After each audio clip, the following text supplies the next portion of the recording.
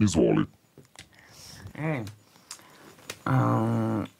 se sjećaš, kad je izlazio Luča, osjećala se veoma teško. Opusti se, onda si imala neke medicinske probleme i htjela sam da ti poklonim nešto što će te štiti.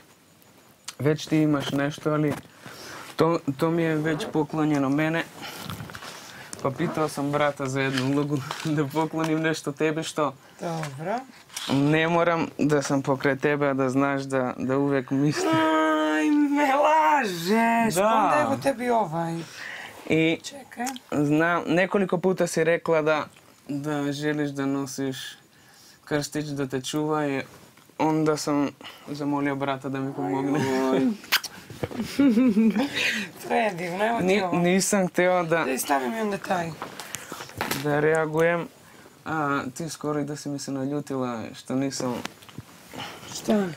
htio da te pitam kako si jer sam radio na slučaj. A lažeš, kako dobro. Jao, brate, trebao sam Kako si se toga sjetio? Kad si se toga sjetio? Pa, to je bilo u nedjelju. U nedjelju, ja sam išla u subotu, u nedjelju. Ne, istog dana kad je napustio kuću. Luča. Luča, da. Sviđa. A lažeš. Da. Predivno.